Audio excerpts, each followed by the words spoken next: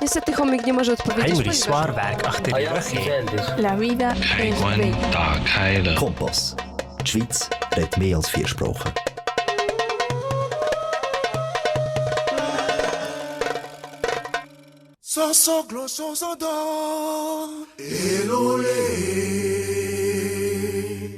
Fenêtre sur l'Afrique avec Sylvain Amos, Sena Apeto, Rodrigue Aego et d'autres collaborateurs, Sika Naomi, Josué Maouli, Esteban Gagno, Sedi Amivi, Senam Kodjo et Selam Iao. Fenêtre sur l'Afrique, c'est la voix des sans-voix, la voix des opprimés.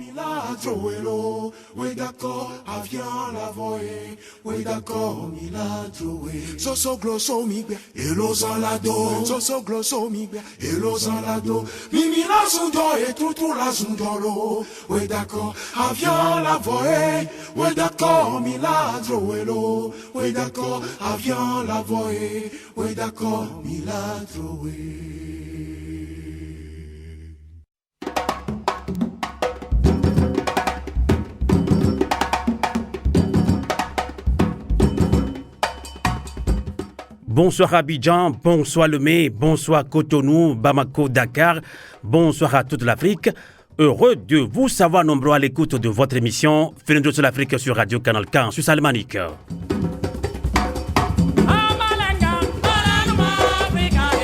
Nous sommes également en synchronisation sur Radio Avoleté, la voix de la résistance du peuple togolais.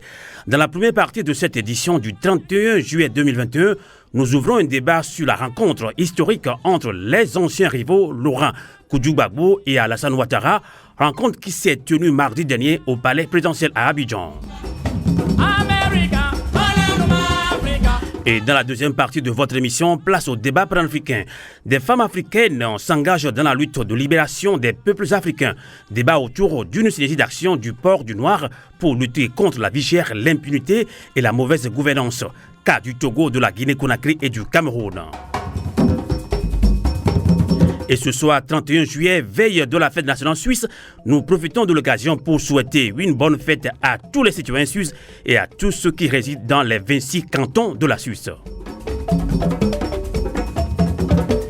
Et merci de nous être fidèles sur le www.canalk.ch et sur Radio Avoleté.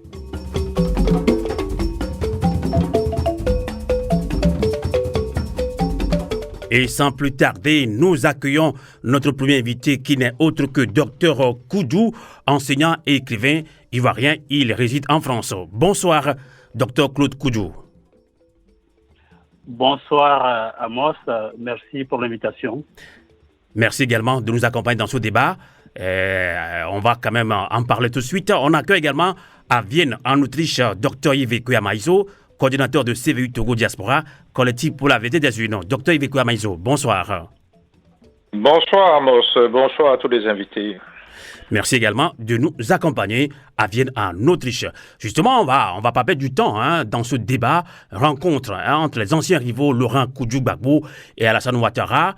Ils se sont rencontrés mardi 27 juillet dernier au palais présidentiel à Abidjan. Les deux hommes se sont donné la main, signe de réconciliation. Alors rapidement, comme Dr Claude Koudjou ivoirien, alors quelle lecture faites-vous du poignet de main entre Alassane Ouattara et Laurent Gbagbo? Alors merci de me donner cette opportunité, mais je ne sais pas si par rapport à cette question, je peux avoir 3 ou 4 minutes, parce que j'aimerais vraiment dire des choses. Que retenir? Il y a beaucoup de choses à retenir, mais dans un premier temps, je pense qu'il faut rappeler que c'est une lutte qui a abouti. Les Ivoiriens, les Africains n'ont pas voulu accepter ce qui s'est passé en Côte d'Ivoire. Je me souviens que dès 2010, quand la crise a commencé, on était esselés. Personne ne voulait nous écouter, à plus forte raison nous entendre. Mais c'est la première fois que les deux hommes, Alassane Ouattara et Laurent Gbagbo, se rencontrent depuis la tombée de la crise. On peut donc dire qu'un mur s'est brisé. Et c'est un message fort. Mais ce que je voulais dire, c'est que c'est par l'insistance des Ivoiriens, convaincus par la noblesse du combat, déterminés contre l'injustice, mobilisés contre la chasse aux sorcières qu'il y a eu des compagnonnages. Les Ivoiriens ont donc été rejoints par des Africains qui ont fini par comprendre le bien fondé de cette lutte-là. Je me souviens encore, sur une chaîne radio, un de vos confrères, pour qui j'avais beaucoup d'estime, qui disait « Gbagbo a fait 10 ans, il a perdu, il doit partir ». Et puis, sur un plateau de télé, j'ai entendu Laurent Gbagbo est seul, les autres sont plus forts que vous, il faut reconnaître votre défaite. Je voudrais donc saluer tous ces Africains, tous ces non-Africains et ces démocrates donc d'horizons divers qui nous ont rejoints au fur et à mesure de notre combat. Je voudrais saluer les organisations des institutions internationales, des chancelleries, qui, au bout d'un certain moment, ont compris qu'il fallait entendre une autre voix. Mais, enfin, je voudrais aussi saluer tous ces Africains de la diaspora. Mireille France Fanon, Mendes France, dont j'avais déjà fait la connaissance à Dakar en 2007, que j'ai rencontré en juin 2011 à Caracas au Venezuela. Il y a notre frère panafricaniste Raymond Ivy qui nous a rejoints dès 2010, j'ai encore ça fraîchement en mémoire. Il y a Raymond, Robert Komlan, Misséoun, etc. Mais depuis l'Afrique, il y a le professeur Malik Ndiaye, la ministre Aminata Traoré, il y a Charles Onana, etc., etc. Alors, que faut-il retenir concernant donc cette rencontre? D'abord, les deux protagonistes ont évoqué la fraternité. Et qu'a dit le président Laurent Gbagbo? Il a parlé d'une ambiance détendue. Il s'est montré fier et heureux de cette rencontre. Il a même tutoyé Laurent Gbagbo. Tout à fait. Il a parlé d'amitié et il a indiqué que c'est la Côte d'Ivoire qui doit aller de l'avant. Le chef de l'État, Alassane Ouattara, a aussi parlé d'amitié, mais surtout a parlé de cordialité et aussi de fraternité. Il a dit que la crise est derrière nous. Il faut rétablir la confiance entre les Ivoiriens pour que la réconciliation se fasse. Il a aussi parlé d'événements douloureux qui ont causé trop de morts. Et il indique que c'est le pays qui compte, le pays doit aller de l'avant. Il reprend là le terme décliné par Laurent Gbagbo en disant que le pays doit aller de l'avant. Les deux hommes sont donc d'accord pour se revoir, pour continuer de se parler, discuter, pour que le pays aille de l'avant. Il faut donc retenir que globalement, c'est le terme de la fraternité qui a prévalu, comme c'est décliné dans l'hymne national de la Côte d'Ivoire, où on parle de pays de fraternité. Mais c'est aussi dit là-dedans qu'il s'agit, j'entends la Côte d'Ivoire, d'un pays de tolérance. Donc, au total, merci de m'avoir laissé ce temps-là, mais je voudrais dire que c'est un message fort qui a été envoyé, c'est un signal important, c'est un mur qui a été brisé, et ça va contribuer à ramener une certaine détente dans le pays. D'accord. Parce qu'avant l'arrivée du président Laurent Gbagbo, le terme réconciliation était employé, était utilisé. Donc pour vous maintenant, cette rencontre, oui. pour vous cette rencontre,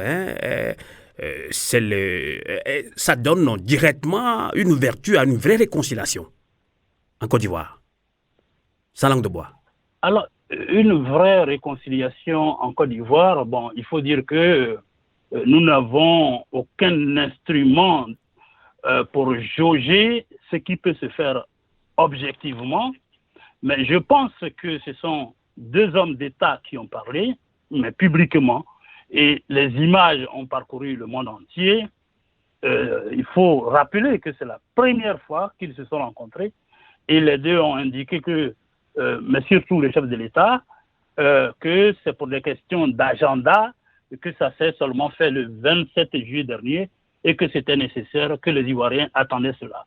Je pense que quand on est à la tête d'un pays, il faut entendre l'aspiration de la population et dès lors qu'il a indiqué que les Ivoiriens attendaient cela, il n'y a pas de raison qu'on ne pense pas que la vraie réconciliation va véritablement prendre son élan. D'accord. Nous sommes dans un débat, rencontre entre les anciens rivaux Laurent Koudou-Gbagbo et Alassane Ouattara. C'était mardi 27 juillet dernier au palais présidentiel à Abidjan. Et cette rencontre historique, certains Africains sont un peu pessimistes. On ne comprend pas pourquoi 10 ans après avoir fait la prison, libéré, Laurent Koudou-Gbagbo rapidement décide de rencontrer Alassane Ouattara. Docteur Yves Kouya-Maïso, vous êtes également un grand panafricaniste. Quelle lecture faites-vous de cette rencontre historique entre Laurent Gbagbo et Alassane Ouattara? Alors, moi, j'ai plusieurs points aussi. Le premier point qui me pose problème, s'il n'y avait pas eu quelqu'un qui avait envoyé Laurent Gbagbo à la Cour pénale internationale, donc en justice, je pense que vraisemblablement, cette poignée de main soit n'aurait jamais eu lieu, ou, justement, aurait eu lieu bien plus tôt. Donc la question à laquelle il faut bien sûr répondre, qui avait intérêt à ce que ces choses se passent comme cela s'est passé? C'est le premier point. Maintenant, pour répondre directement à votre question, j'y vois une volonté de placer les intérêts de la Côte d'Ivoire, l'ensemble de la Côte d'Ivoire et des populations ivoiriennes, avant celle des intérêts de la France politique, le gouvernement, mais aussi la France des intérêts et des lobbies financiers, notamment les entreprises. C'est très important parce que ça a aussi orienté plusieurs décisions des deux chefs d'État d'ailleurs, que ce soit Alassane Ouattara ou bien Gbagbo. Il y a bien sûr une volonté réelle d'aller vers la paix. Peut-être même une tentative d'aller vers un partage de pouvoir dont les formes ne sont pas encore bien établies. Mais nous avons un problème. La définition de la paix, elle est bien différente selon qu'il s'agit de l'un ou de l'autre de ces deux acteurs. Et il suffit de rajouter d'autres acteurs qui n'ont pas pu participer, M. Bédier, M. Soro ou bien d'autres. Vous allez voir que la définition de la paix va devenir très extensible. Et enfin, le plus important, la définition de la paix du peuple ivoirien, dans sa grande majorité, n'est certainement pas la définition de ces deux protagonistes. Alors, je crois que c'est Alassane Ouattara qui l'a dit, si la crise est derrière, comme il semble avoir un consensus là-dessus, en tout cas pour les deux qui se sont rencontrés, il faut aussi rappeler que ce sont ces deux qui sont responsables de la crise. Et ils sont bien sûr pas tout seuls. Donc tous deux devraient penser peut-être à passer le flambeau à une autre génération. Parce qu'en réalité, c'est bien la volonté de tous les deux, Alassane Ouattara et Laurent Gbagbo, donc je répète bien, c'est bien la volonté de ces deux de ne pas quitter le pouvoir après 2 mandats qui a conduit la Côte d'Ivoire à la guerre civile. Même si nous ne sommes pas dupes, des intérêts étrangers, dont la France, avait choisi l'un des camps, au point de participer au bombardement d'une présidence du jamais vu dans toute l'Afrique, et ont soutenu directement, indirectement, ceux qui sont au pouvoir. Donc pourquoi je disais donc qu'il y a une volonté manifeste d'aller, cette fois-ci, au-delà des intérêts de la France, c'est que ce soit Laurent Gbagbo, après ces 10 années, que ce soit Alassane Ouattara, après plus de ces 10 années, tous deux, je pense, commencent à comprendre sérieusement que les intérêts ivoiriens doivent être placés au-dessus des intérêts étrangers. D'accord. L'un l'a compris plus tôt, et l'un l'a compris un peu plus tard.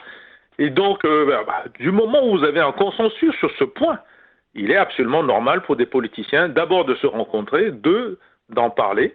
Maintenant, on verra bien si ce qu'ils veulent faire ou ce qu'ils disent qu'ils veulent faire se réalisera dans la pratique. Docteur Claude Koudou, est-ce que vous êtes d'accord avec Docteur Iveco Amaïso qui, pour lui, pense que vraiment cette rencontre historique entre Alassane Ouattara et Laurent Koudou-Gbagbo se fait dans l'intérêt supérieur des peuples ivoiriens? Oui, moi je le rejoins. Je pense que quand on dirige un pays, ça doit être dans l'intérêt de ses concitoyens. Et ce qui m'a interpellé aussi dans ce qu'il a dit... Mais est-ce que vous êtes d'accord que certains Ivoiriens, certains Africains sont un peu pessimistes? Il y a quelque chose qui se cache derrière peut-être, on ne sait pas, des politiciens. Ah oui, mais le pessimisme, on peut le partager, si vous voulez. Déjà, la politique, pour qu'elle marche, elle ne doit pas se faire avec la rancune. Il faut de la tolérance, justement quand on veut parler de la démocratie. Donc, au-delà de la poignée de main, il y a la problématique même de la tolérance et de la démocratie, surtout qui est posée. Mais les gens sont pessimistes, pourquoi? Parce qu'il y a beaucoup de choses qu'on aurait pu éviter. D'accord. Le frère le disait tout à l'heure. Votre réponse m'amène à vous poser cette question. Vous allez continuer. Vous allez continuer. Je ne vous coupe pas. Votre réponse m'amène à vous poser cette question. Alors, doit-on conclure, après cette rencontre de Laurent Koudou-Gbagbo et Alassane Ouattara, doit-on conclure à une vraie réconciliation ou plutôt à la mise en œuvre d'un agenda caché? Moi, avant de vous répondre, je voudrais faire un peu de symbolique. Voyez-vous, il y a 3 grands partis en Côte d'Ivoire. Notre frère évoquait tout à l'heure l'autre invité. Il parlait justement de la Côte d'Ivoire qui doit gagner. Et que, par ailleurs, cette rencontre aurait pu se faire plus tôt et on aurait dû ou on aurait pu éviter des choses. Ce dans quoi je m'inscris totalement. Mais il y a 3 grands partis politiques en Côte d'Ivoire. Le Parti démocratique de Côte d'Ivoire, le PDCI RDA, le Front populaire ivoirien FPI, le Rassemblement des républicains. Il y a le terme démocratique chez le PDCI, le terme populaire chez le FPI, le terme républicain chez le RDR. Il ne faut pas que la sémantique vienne habiller le ou la cosmétique. Pourquoi? Quand les 2 hommes ont envoyé des signaux forts, il faut que tout le monde comprenne en même temps que les formations politiques sont des cadres de formation et d'émulation des militants. On a certains acteurs qui ont des propos un peu incendiaires. Je pense que pour aller à la paix, il faut qu'on baisse, en tout cas, on s'inscrive totalement dans le processus de réconciliation. Mais mon contradicteur tout à l'heure disait, sinon l'autre invité, que Laurent Gbagbo a fait 10 ans. Il a fait 10 ans, c'est vrai, mais il y a l'écueil de 2002. S'il n'y avait pas eu cette attaque-là, Laurent Gbagbo aurait pu faire 5 ans. Au bout de 5 ans, s'il était battu, il partait. S'il était réélu, il restait. Et puis, le processus pouvait continuer. Le problème, c'est qu'il y a eu beaucoup de mélange dans ces choses-là. Et plusieurs choses dans le pays ont été inversées. C'est-à-dire que les bourreaux étaient constitués comme des victimes, suivant qu'on avait des canaux de communication puissants ou pas. Et donc, on a des raisons d'avoir des doutes, mais je voudrais que ce doute-là soit méthodique, qu'il tienne compte, en tout cas, de certains acquis. Il n'y a pas encore beaucoup d'acquis, mais je pense que le fait que cette rencontre ait eu lieu, c'est un bon départ. Juste une chose. Est-ce que c'est sincère? C'est ça que vous demandiez. Exactement. Est-ce que vous y croyez vraiment à la sincérité, surtout d'Alassane Ouattara? Bon, alors il y a la sincérité des deux hommes déjà. ou d'abord, mais pour parler réconciliation, il faut éviter les frustrations. Or, dans les 3 grands partis politiques que je viens de citer, il faut déjà se poser la question de savoir si, par le fait des démarches des leaders, il n'y a pas d'autres frustrations qui se créent. Parce qu'on ne peut pas vouloir aller à la réconciliation et créer des morcellements ou bien des cassures dans son propre camp. Et donc, tout le monde est interpellé à plus d'un titre. La victoire qui a été emportée pour qu'aujourd'hui Laurent Gbagbo puisse rencontrer Alassane Ouattara n'est pas la victoire d'un groupe, n'est pas la victoire d'un clan, c'est la victoire de tous les Ivoiriens, c'est la victoire de tous les Africains. D'accord. Donc, il faut que chacun soit sincère pour qu'on aille vers une réconciliation sincère. Ça dépend donc de chacun d'entre nous. On va voir si Dr Yves Maïso, qui nous accompagne également en ligne dans ce débat, rencontre entre les anciens rivaux Laurent Gbagbo et Alassane Ouattara. Ils se sont rencontrés mardi 27 juillet dernier au palais présidentiel à Abidjan. Justement, Dr Yves Maïso, Laurent Gbagbo n'a pas cherché à se réconcilier avec Pascal Affi-N'Guessan. Alors, c'est le constat que nous avons fait. Et alors, Gbagbo est embrouillé également avec sa femme, ça c'est une vie privée, mais il faut qu'on le dise également.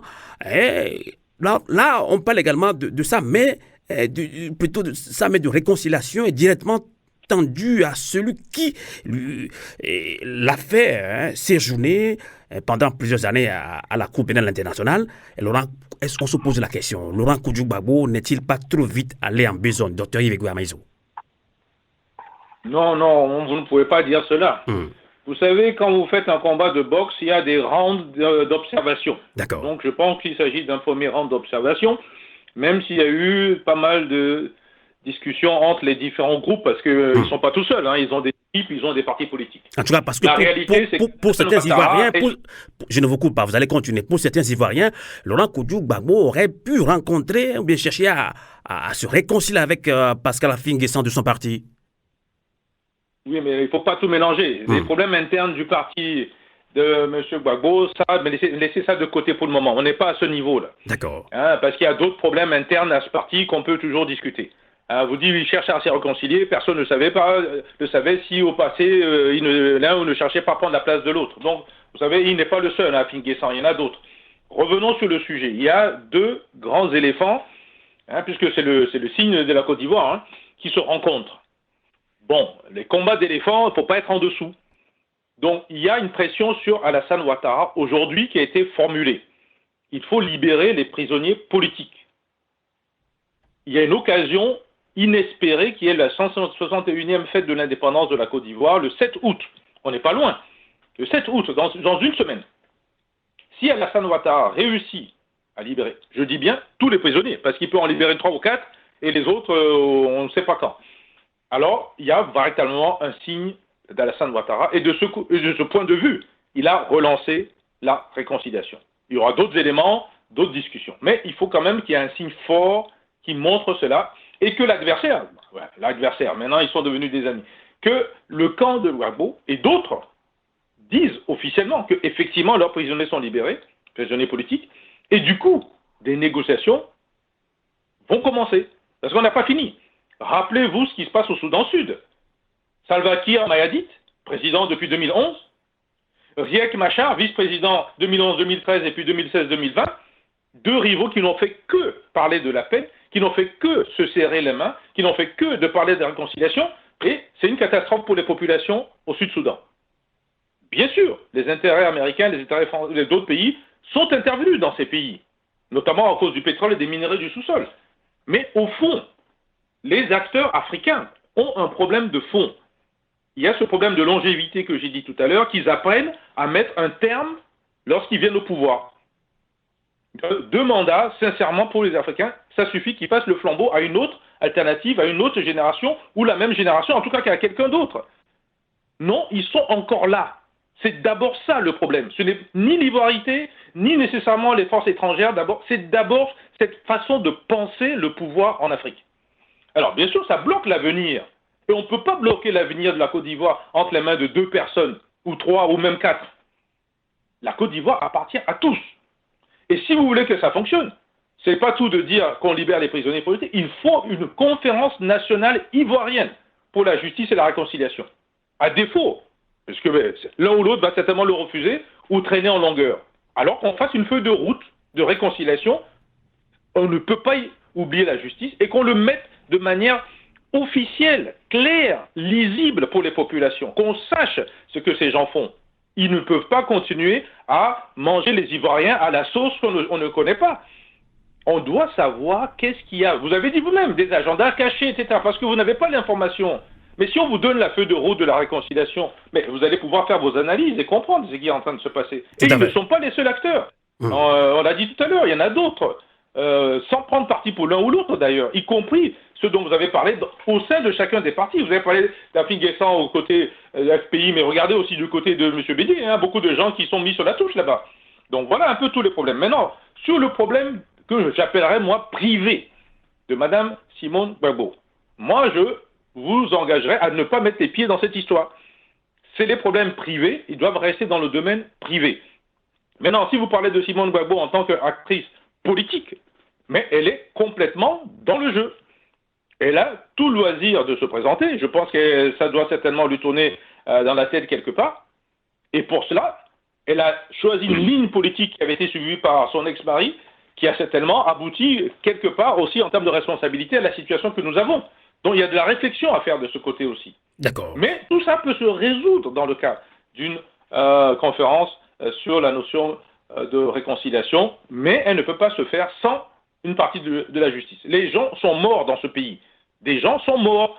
Et il y a des responsables de cela. Et les deux responsables qui sont là, sincèrement, une fois qu'ils ont fini leur réconciliation, je conseille fortement, et cette fois-ci c'est le panafricain qui parle, qu'ils mettent la Côte d'Ivoire à la disposition d'autres Ivoiriens qui peuvent continuer à diriger ce pays. Tout à fait. Il faut qu'ils sont au monde, qu'ils sont capables, après un certain nombre de mandats, de partir. Et qu'on ne donne pas des arguments, un tel est mort, un tel a eu ceci, un tel a eu un problème pour rester au pouvoir. Ce ne sont pas des arguments. C'est un peuple entier qui souffre. D'accord. Et on pourra venir aux éléments économiques que j'aurais à vous dire aussi dans la suite de nos échanges. D'accord. Docteur Claude Koudjou, vous qui êtes ivoirien, parlons sans langue de bois. Laurent Koudjou-Gbagbo n'a pas cherché à se réconcilier avec Pascal Affi-N'Guessan de son parti, FPI. Docteur Yves Kwame-Amaezo vient de le relever également. Là, on voit que Laurent Koudjou-Gbagbo veut quand même se réconcilier, ou bien s'est réconcilié maintenant avec Alassane Ouattara, celui-là même qui l'a mis en prison à La Haye. On se pose la question, est-ce que Laurent Koudjou-Gbagbo n'est-il pas trop vite allé en besogne? Vous avez suivi tout à l'heure Dr Yves Amaezo qui n'est pas quand même d'accord avec ça. Oui, dans ce qu'il dit, bon, effectivement, il a une nuance d'approche, comme je l'ai aussi, avec une certaine humilité et toute la tolérance qu'on peut avoir, avec bien entendu un esprit d'ouverture. Il y a des choses que moi j'ai vécues de l'intérieur. Je pense que le problème de génération, il est important, mais l'arbre ne doit pas cacher la forêt, parce que si le docteur voit certains protagonistes plus jeunes que ces deux-là, je pense que on devrait pouvoir regarder les choses de plus près. J'évoquais tantôt 2002, et c'est à dessein, parce qu'il dit pour que les choses aillent de l'avant, ça ne dépend que des deux-là. Oui et non. Parce que quand Laurent Gbagbo a été élu en 2000, s'il n'y avait pas eu des pesanteurs extérieurs, je pense que ceux qui ont cherché à renverser la République et qui l'ont réussi en 2011 n'auraient pas eu cette tentation. Bon, donc les gens sont quelque part aussi auréolés par ce qui leur vient de l'extérieur, et je voulais vraiment relever cet aspect des choses. D'accord. Après, la question de la volonté en termes de réconciliation, le terme réconciliation, donc, asseyons-nous et discutons, c'est le terme de Laurent Gbagbo. Exactement. Concernant Pascal Afin-N'Guessan, oui, allez-y. Concernant Pascal Afin-N'Guessan, je pense que des démarches avaient été entamées avant que le président Laurent Gbagbo n'obtienne la libération totale. D'accord. Il y a eu des frictions, des choses qui ne se sont pas bien passées. Et moi, je pense que les discussions doivent continuer pour qu'il y ait un aboutissement. Parce que le président Laurent Gbagbo a tout intérêt à ressouder tout son camp malgré ce qui s'est passé. Voyez-vous, le problème qu'on a en Afrique, c'est qu'on ne veut pas parler à nos leaders parce qu'on attend des promotions, on s'auto-censure, on pense qu'on est mieux vu quand on encense le chef. Et c'est tout ça, justement, aussi qui crée des frustrations. Ils ont parlé, le chef de l'État, Alassane Dramane Ouattara et Laurent Gbagbo, de ce que la Côte d'Ivoire doit aller de l'avant, la Côte d'Ivoire doit se développer, mais il faut chercher à identifier des compétences pour constituer des bases de données et appeler les Ivoiriens qui sont compétents sans avoir de complexe vis-à-vis des ethnies. Quand Alassane Ouattara est venu en politique, c'était sous Houphouët. Le pays n'était pas divisé. Quand le président Laurent Gbagbo a eu son élection de 2000, le pays n'était pas divisé, même si il y avait des tensions compte tenu de ce que nous venions du coup d'État qui avait renversé le président Henri Konan Bédié. Mais le pays n'était pas divisé. Donc les deux ont une responsabilité historique de faire en sorte que ce pays qui, depuis des décennies, est constitué d'un brassage ethnique, où des gens venus de plusieurs pays de la sous-région ouest africaine ont pu s'établir. Il faut qu'on fasse en sorte que le vivre ensemble revienne. Et le président Laurent Gbagbo a souvent à la bouche le terme de tolérance, le terme de démocratie, donc du respect des textes. Je pense qu'il observera ces valeurs-là pour que son parti entier puisse se reconstituer. Donc, prenons acte des pas qui ont été posés. Et puis, bon, il faut qu'on leur accorde une sorte d'état de grâce et on va voir les choses venir. Tout à fait. Docteur Ivekoe Apaizo, cette rencontre, elle est vraiment historique pour beaucoup d'Africains, justement, puisque cette histoire de la Côte d'Ivoire avait soulevé un tollé général au sein de l'opinion nationale, africaine et internationale également. Là, on peut se poser la question, quelle suite donner à ce poignet de main qui traduirait pour certains la paix des braves? Vous savez, la première réponse à donner, c'est que les Occidentaux qui se sont mêlés des affaires ivoiriennes n'ont rien arrangé. Les Occidentaux, je précise bien pour ne pas dire la France, n'ont rien résolu. C'est d'abord la première leçon. 10 ans de perdu au moins, sinon plus, pour ce pays. Je ne parle pas des deux protagonistes, moi je parle des Ivoiriens. 10 ans qui ont été perdus parce que les Africains n'ont été incapables. Vous pensez vraiment que l'Occident n'a pas travaillé pour la tenue de cette rencontre entre Laurent Gbagbo et Alassane Ouattara? Laissez-moi vous expliquer des choses et puis vous réagirez après. Allez-y. Vous êtes trop dans l'immédiateté. Vous avez posé une question qui est une question stratégique. La paix des braves ou la poignée de main, oui.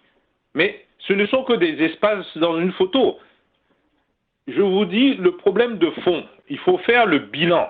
Il y a eu des interventions dans ce pays du monde extérieur, et est-ce que ça a amélioré le sort des Ivoiriens aujourd'hui? La réponse est non. Bon, il faut chercher la faute aussi. Il y a eu, tous les deux protagonistes d'ailleurs, ont eu à avoir le soutien étranger, notamment africain.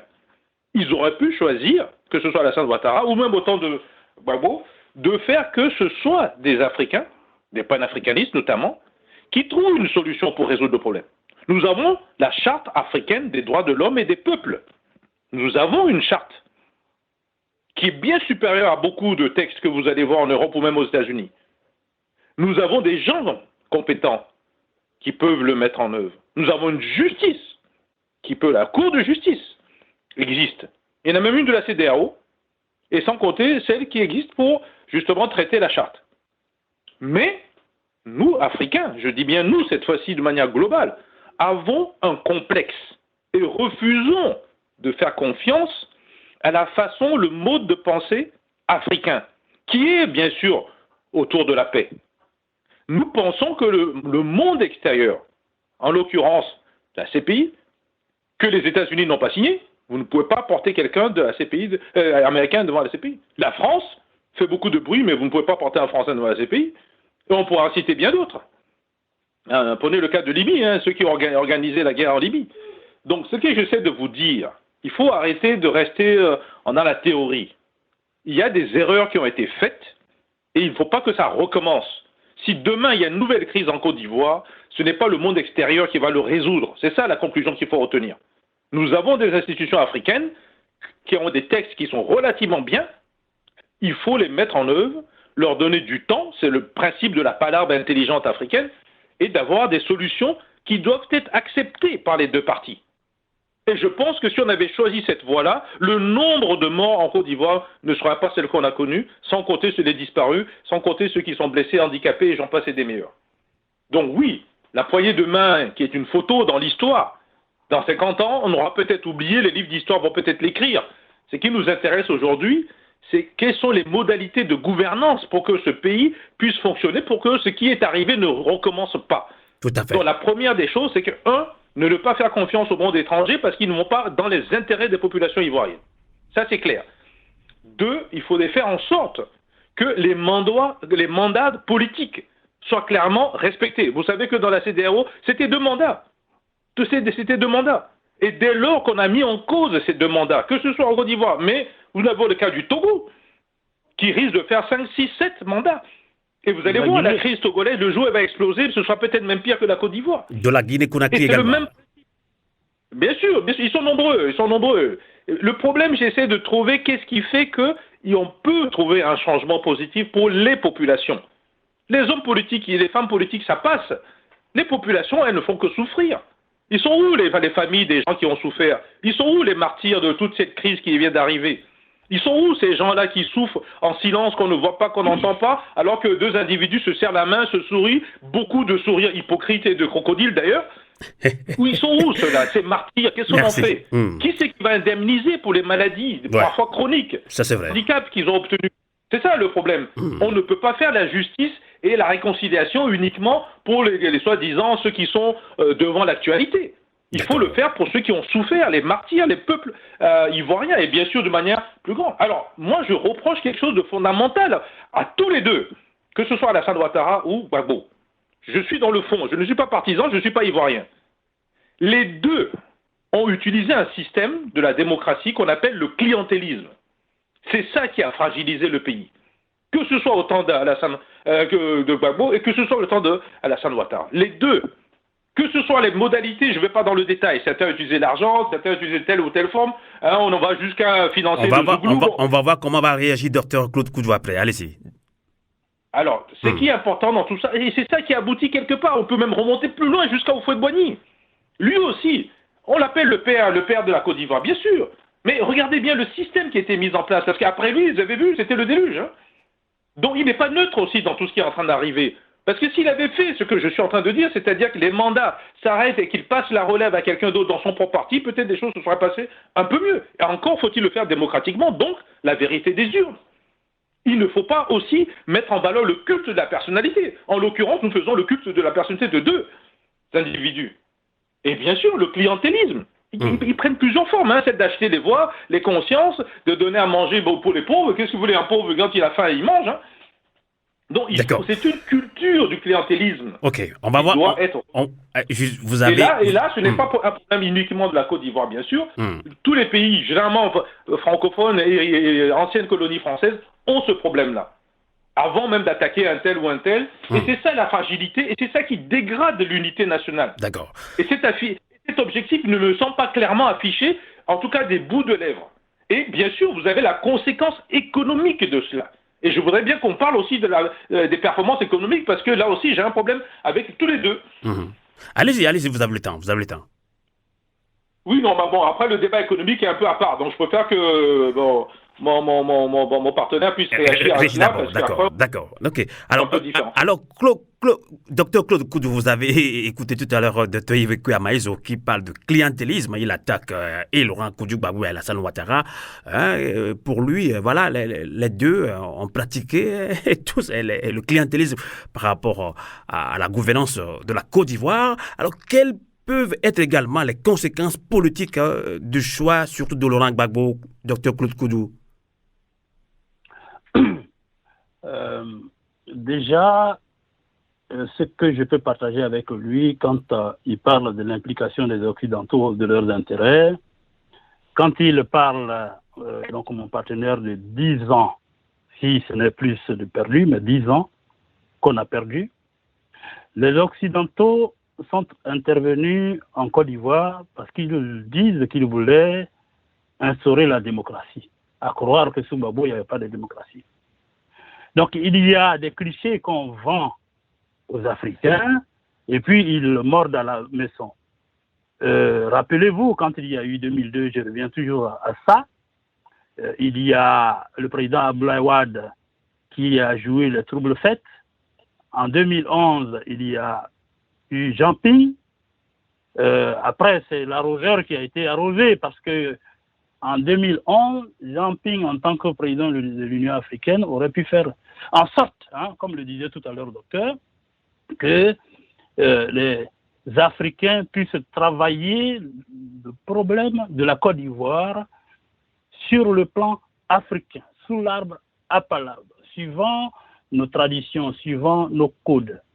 Donc, je suis d'accord avec lui quand il dit qu'on doit tirer des leçons. Il faut véritablement qu'on fasse le bilan. Après, la question du clientélisme qu'il pose est un réel problème.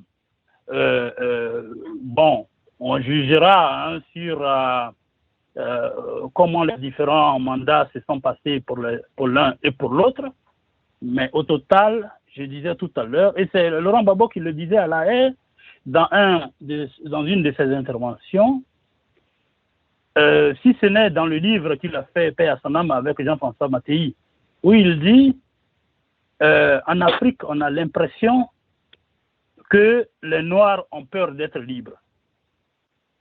Voyez-vous, il y a eu le multipartisme en Côte d'Ivoire et le processus de démocratisation était en train de s'enclencher. Mais il y a des gens qui estiment qu'il faut faire partie de la cour du chef pour être bien vu, pour être récompensé. Dès lors, tous ceux qui ont des compétences, comme il y a des ceintures ou des cercles qui sont formés autour des leaders ou des présidents ou des chefs qui nomment ou qui récompensent, les chefs ne sont pas au courant de véritables réalités des aspirations des populations, des militants, et ces chefs-là n'entendent que ce que leurs courtisans leur disent. Donc il y a une véritable réflexion sur la question du débat démocratique, sur la question du mérite, sur les valeurs qu'on doit respecter justement pour travailler au bien-être des populations, parce qu'il s'agit de cela. Et je cite encore Laurent Gbagbo, il dit que le pouvoir est un service, et ce n'est pas pour se servir, c'est pour servir. Dès lors, je pense que tous ces mots-là doivent être considérés, sinon reconsidérés, sinon revisités dans leur entièreté, de sorte que la Côte d'Ivoire de demain soit une Côte d'Ivoire où la méfiance serait partie, où la confiance serait réinstaurée pour qu'il y ait le vivre ensemble. D'accord. Mon partenaire a rappelé le temps d'Oufoué avant de revenir sur le temps de Laurent Gbagbo et d'Alassane Ouattara. Je pense qu'il y a toute une réflexion à mener et c'est pour ça que je disais que au-delà de la poignée de main, au-delà du signal fort qui a été envoyé, il appartient à chaque Ivoirien de faire en sorte que ce qui s'est passé avant ne revienne plus et que nos leaders ne croient pas que nous sommes encore en 2010. en tout cas avec les réseaux sociaux et les différentes choses, les jeunes gens qui avaient 10 ans... Là, vous parlez au peuple ivoirien. Oui, je parle au peuple ivoirien, bien entendu, merci. Les jeunes qui n'avaient que 10 ans ont aujourd'hui 21 ans. Et ils ont suivi tout un parcours et il faudrait que le sectarisme, le manque d'écoute, il faudrait que ça quitte la place publique pour que l'on se rende compte, pour que les différents protagonistes, pour que les différents responsables politiques se disent que s'ils veulent être au premier plan, c'est pour servir le pays et non se servir eux-mêmes. Et donc, il y a une véritable réflexion à mener, je le dis encore, sur la question du clientélisme, et je suis d'avis avec lui. D'accord. Avant de conclure ce débat, on va quand même relancer Dr Yves Kouamaizo, qui est également économiste.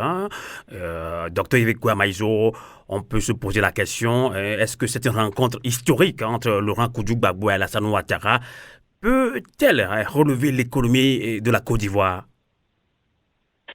Alors, merci pour cette question. On a beaucoup parlé politique, là, avec la notion de démocratie, du clientélisme que je partageais avec vous. Mais vous savez, en économie, ce n'est que la conséquence de tout ceci. Et donc, souvent, on cherche à savoir les performances d'un pays. Donc, j'ai fait une petite analyse pour vous, en gros sous Gbagbo et en gros sous Ouattara, qui en gros, tous les deux, ont fait les 10 ans. En matière de corruption, ni l'un ni l'autre n'a fait mieux. En matière d'enrichissement personnel aux dépens du peuple togolais, les deux sont plus ou moins au même niveau. En tout cas, ceux qui travaillent pour peuple ivoirien. Au peuple ivoirien. Bien sûr. Oui, bien sûr. L'enrichissement personnel, c'est prendre l'argent de l'État d'une manière ou d'une autre. Et donc, ça veut dire que c'est l'argent qui n'est pas au service du peuple ivoirien pour faire des hôpitaux, des routes, etc. Et donc, là-dessus encore, il n'y a pas eu de très grande différence. Je parle de ces deux, mais aussi des précédents. Donc, il y a un système d'impunité qui ne dit pas son nom, qui est bien là et qui permet cela. Donc, que ce soit l'un ou l'autre, vous comprenez pourquoi je dis qu'il faut penser peut-être à une autre génération. Quand je dis génération, ce n'est pas nécessairement plus jeune ou moins jeune. C'est des gens qui pensent autrement, les gens qui vivent avec ce qui se passe aujourd'hui, des réseaux sociaux, l'Internet, une démocratie participative. Alors, au niveau politique, économique, mais l'un est à gauche et socialiste, Laurent Gbagbo. Le second est plutôt de droite, libéral, ancien patron Afrique du Fonds monétaire international, donc quelqu'un qui, dans son esprit, cherche à faire les choses au mieux, en tout cas il essaye, mais le conseil d'administration du Fonds monétaire international, les Africains, ils y sont 0,0 quelque chose %. Donc ça veut dire qu'il, quelque part, reçoit quelque part de l'information et il est peut-être aussi sous pression de les mettre en œuvre. Donc cette mauvaise lisibilité de la politique économique ivoirienne a une conséquence. Le chômage dans ce pays ne s'est pas amélioré. Il ne s'est pas amélioré. Et c'est parce qu'il ne s'est pas amélioré que le clientélisme s'est développé. Que ce soit sous Gbagbo, que ce soit sous Alassane Ouattara. Quel que soit ce qu'on dira les grands journaux ivoiriens, nous avons les chiffres, nous regardons, ça ne s'est pas fondamentalement amélioré. Donc, il y a un problème de redistribution. Et là, les chiffres sont trompeurs. Savez-vous qu'au temps de Gbagbo, en moyenne, on était autour de 1,5-2% de croissance, mais avec l'inflation de 2,5%, on dirait qu'il n'y a pas eu beaucoup de croissance sous Gbagbo. Mais sous Alassane Ouattara, on a eu plus de 6%, en gros en moyenne, mais l'inflation était 2,5%, donc il y a quand même eu une croissance pour la population. Mais la redistribution n'a pas eu lieu. Et c'est ça qui est important. Donc il faut d'abord retenir la croissance économique dans un pays, qui était le cas de la Côte d'Ivoire, en tout cas sous Alassane Ouattara, et c'est ce qui est à son avantage, ne sert strictement à rien si les fruits de la croissance profitent d'abord, sinon uniquement, aux intérêts étrangers, notamment les entreprises françaises, et pour ne pas dire le gouvernement français. Ça, c'est un point fondamental qui sera même la base de l'unité nationale en Côte d'Ivoire, s'ils veulent passer vers une réconciliation. Ce n'est pas un problème d'abord extérieur, c'est un problème de stratégie. Est-ce que la stratégie est pour d'abord défendre des intérêts, café, cacao et autres, pour des intérêts étrangers, et accessoirement leur soi-disant courant de transmission locale, ou c'est pour l'ensemble de la population, donc un problème, un principe de redistribution. D'accord. Un exemple tout simple. Pourquoi tous les Ivoiriens ne seraient pas, au moins partiellement, notamment pauvres, actionnaires de tout ce qui sort des produits ivoiriens, Merci. café, cacao et j'en passe. On va Vous conclure. savez, ce sont des théories, mais ça a fonctionné des années dans un certain nombre de pays, notamment la Libye. J'ai été conseiller là-bas plusieurs fois, j'ai vu comment ces choses fonctionnaient. Et vous savez la conséquence? Mais tout étudiant avait une bourse pour pouvoir faire son travail. Tout malade était soigné à l'hôpital gratuitement. Et les meilleurs chirurgiens se trouvaient dans le pays, etc. Donc, premier problème économique. Le deuxième problème de fond, pourquoi on met si longtemps pour comprendre qu'il y a un problème? Même Alassane Ouattara lui-même, quand il est venu parler au patronat français, il a bien fait comprendre qu'il va diversifier, qu'il va passer voir quelqu'un d'autre. Pourquoi? Parce qu'il n'est pas content. Il a fait beaucoup d'efforts et il ne reçoit pas les investissements devant venir des Français. Il va les chercher ailleurs. Mais qu'est-ce que Gbagbo voulait faire au départ? Bien, c'est la même chose. Pourquoi voulez-vous construire un pont qui coûte 10 € ou 10 $, alors que quelqu'un d'autre vous l'offre à 100 $? Si vous faites 10 $, mais vous en faites 10 de ponts. Si vous faites 100 $, vous en faites un seul. Sauf que les 90 partent dans des différentes fonctions de la corruption ou bien de la redistribution, mais ça ne profite pas aux Ivoiriens. D'accord. Et ce débat, merci. il faut l'avoir, ce débat-là. Exactement. Merci C'est de un votre débat contribution. qui doit se faire de manière paisible. Tout à fait. La Côte d'Ivoire est un pays de paix et de paisible. On On va doit conclure. pouvoir. Ce débat est quasiment interdit. Et vous me voyez venir. Parce que si ce débat est posé, ce qui a fait finalement sauter, mais M. Gbagbo était bien la question du franc CFA Tout à et fait. les ponctions de la France sur le franc CFA. On Parce va- que c'est on de va en ça qu'il parler. s'agit en réalité. Cette On- ponction-là aurait dû retourner vers le pays et donc vers les populations. Tout à fait. Et Alors- qu'on fasse attention, c'est pas seulement les Tout à agents fait. extérieurs, mais aussi les agents intérieurs, Exactement. y compris la Banque centrale, les États de l'Afrique de l'Ouest, qui sont grassement payés, mais une partie devait aussi revenir aux populations ivoiriennes, même si c'est D'accord. toujours la Côte d'Ivoire qui dirige cette Banque centrale. Tout à fait. On Qui va devrait d'ailleurs, laisser le temps. être touchée par le mandat du changement. On va laisser le Voici temps. quelques éléments économiques, on peut aller dans le détail, mais de manière générale. Il y a Tout un à fait. dernier point que je voulais absolument dire avant que... 30 secondes, parce que- C'est l'investissement, parce que toute la théorie d'Alassane Ouattara, c'est que les investissements ont augmenté, ont fait beaucoup de bruit, etc. C'est vrai. Les investissements ont doublé dans son pays. Mais l'endettement, regardez de près aussi, ce n'est pas évident. Ça aussi, ça a augmenté. Donc le problème est de savoir ces investissements, est-ce que ça sert aux populations? Quel est l'intérêt de faire un pont qui va rejoindre telle partie de la ville ou telle partie de l'espace ivoirien, si on doit payer si cher que ça, et donc une partie de la population est exclue de passer par ce pont, tellement c'est cher. D'accord. Vous voyez bien le problème de fond. Tout à Et fait, ça on est mérite d'accord avec un vous. débat, une décision, et cette décision ne peut pas se faire par deux individus qui se serrent la main. C'est un problème de fond des populations. Alors quel type de pont on doit mettre en place pour que une grande majorité de la population puisse circuler d'un endroit à l'autre? Merci. Il en est de même Merci de Yves Kouamaïso. Il en est de Puisque la on doit, circulation sur le fleuve. on doit conclure. Alors, docteur Claude Koudou, on doit conclure ce débat. Vous avez bien suivi attentivement docteur Yves Kouamaïso. La question économique est très importante pour beaucoup d'Africains, parce que sans économie, il n'y a pas de politique. Hein. Donc, docteur Claude Koudou, que direz-vous pour conclure ce débat, justement, panafricain, autour de cette rencontre historique entre Laurent Gbagbo et Alassane Ouattara? Oui, ce qui est important, c'est qu'après cette rencontre, on ait véritablement un cahier de charges pour que les Ivoiriens aient une lisibilité, de sorte qu'ils puissent participer à ce qui doit se faire au travers de ce cahier de charges-là. Effectivement, comme on dit, l'argent n'aime pas le bruit et l'environnement économique est très important, en tout cas en matière économique. J'ai une nuance quand même quand il a parlé de corruption, quand il dit que les deux font jeu égal. J'invite donc mon partenaire à regarder certaines choses de plus près. D'accord. Vous n'êtes En matière de corruption, vous n'êtes pas totalement d'accord. Je ne pense pas. Quand bien même,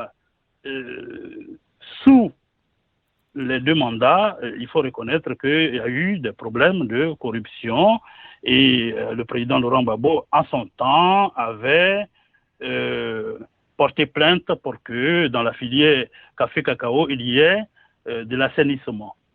Donc le problème de la corruption a existé, mais il faut regarder les choses de plus près, dire que les deux font jeu égal. Bon, moi j'ai une grande nuance à ce propos. Tout à fait. Premièrement. Deuxièmement, il l'a dit aussi, hein, mais s'il y a eu une croissance dont on nous parle, et une croissance qui est flatteuse, il faut quand même dire que cette croissance c'est une croissance par la dette.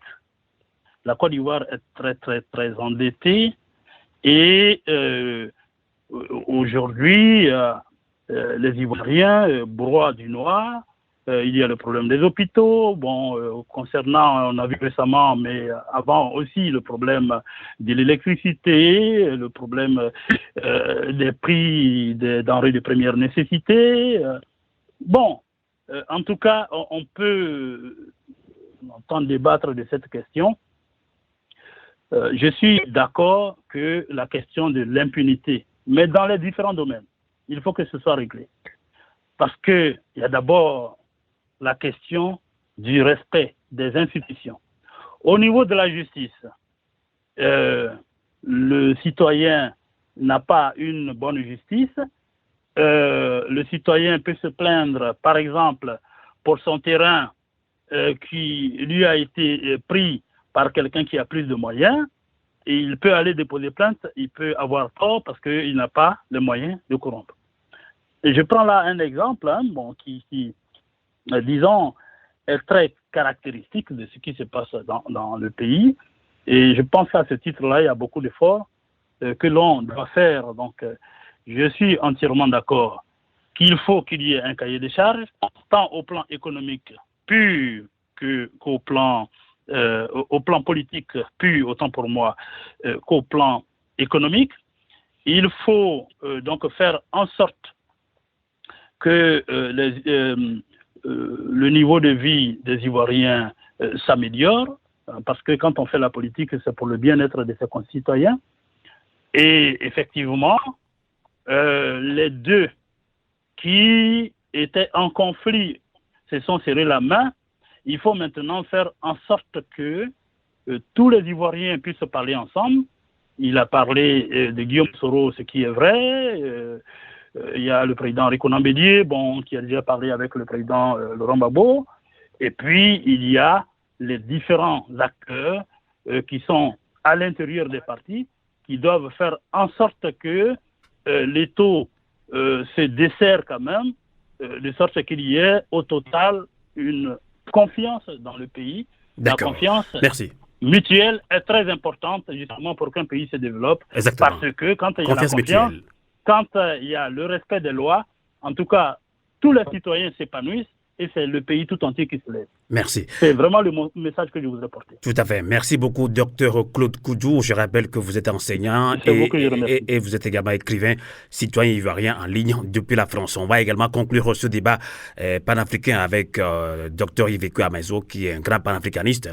Là, on va parler sur le plan panafricaniste. Les anciens rivaux, Laurent Gbagbo et Alassane Ouattara, se sont rencontrés mardi 27 juillet dernier au palais présidentiel à Abidjan.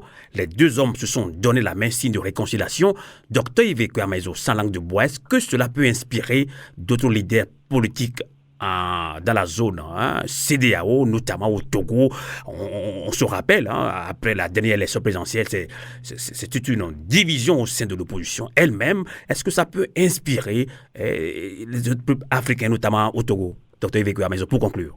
Alors, la réponse est oui, et je peux même vous dire que la Côte d'Ivoire a toujours servi de modèle dans la sous-région, voire même au-delà. Ne prenons que récemment, l'opposition ivoirienne a réussi à se mettre ensemble pour aller aux dernières élections, ce que vous ne trouvez pas au Togo ou ailleurs. Ça pose d'ailleurs le problème du rôle de l'opposant. Est-ce qu'un opposant africain est quelqu'un qui veut une alternative ou quelqu'un qui veut en fait servir d'opposant pour avoir, entre guillemets, une stabilité pour continuer à fonctionner, légitimer le système en place? Les Ivoiriens ont dit non. C'est déjà un modèle. Il y a un deuxième élément qu'on peut savoir de manière générale. Tout ce travail qui a été fait par ces deux leaders, Gbagbo et Alassane Ouattara, je ne l'ai pas vu réussir, en tout cas dans d'autres pays pour le moment. Donc ça sert encore de modèle. Encore faut-il que, et c'est ce que je vous dis, dès le départ, Alassane Ouattara a une pression. Il doit libérer les prisonniers politiques, si possible, dès le 7 août, date de la 61e anniversaire de l'indépendance de la Côte d'Ivoire, pour démontrer qu'il est une vraie réconciliation. Bien sûr, je reviens sur un petit point, les mots ont leur signification. Quand on parle de cahier des charges, comme disait mon interlocuteur tout à l'heure, je préfère, moi, parler de feuille de route de la réconciliation assortie d'une conférence nationale sur la réconciliation et la justice. Et ça ne peut pas démarrer sans la libération des prisonniers politiques et le retour de tous les Ivoiriens en exil du fait bien sûr, des problèmes politiques que nous connaissons. C'est ça qui fonde la base. Il y a un autre élément important. Les pays étrangers, dont la France, ne peuvent pas siéger dans cette conférence. C'est très important.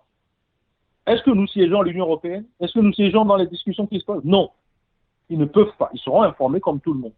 Ce que l'Afrique fait toujours, de mettre au premier rang l'ambassadeur X, l'ambassadeur Z de tel ou tel pays étranger, alors qu'il s'agit des problèmes et de la cuisine interne qui doivent se résoudre par un consensus, je pense que c'est une grande erreur. Alors, conséquence politique de ce choix de Gbagbo, servir de modèle, mais bien sûr, Gbagbo lui-même n'est qu'un modèle. D'ailleurs, il a appris beaucoup de ses propres erreurs. Mais non, l'avenir, c'est quoi? Le vrai avenir, sincèrement, en tout cas celle que moi je souhaite pour les Ivoiriens, c'est que les deux, ensemble, annoncent leur démission et organisent, et de manière anticipée si possible, l'avenir des Ivoiriens avec des nouveaux acteurs. C'est ça, pour moi, le vrai changement en Afrique. Parce que c'est ça qui fera le changement de culture. D'accord. Ils vont démontrer que le temps était venu de passer la main à quelqu'un d'autre. C'est pas pour ça qu'ils ne seront inutiles à la Côte d'Ivoire. Au contraire. Au contraire. Vous voyez, beaucoup de ces gens vont servir de conseil. M. Kérékou au Bénin a servi de conseil pendant des années. Il circulait librement dans le marché à Cotonou. Merci. Voilà. En tout cas, merci beaucoup, Dr Iveco Amaïzo. Vous êtes coordinateur de CVU Togo Diaspora, collectif pour la vérité des urnes. Merci de nous avoir accompagnés en ligne depuis Vienne en Autriche. Merci également, Dr Claude Koudou, ivoirien, enseignant et écrivain. Merci et à très bientôt. Bonsoir. Kanal K.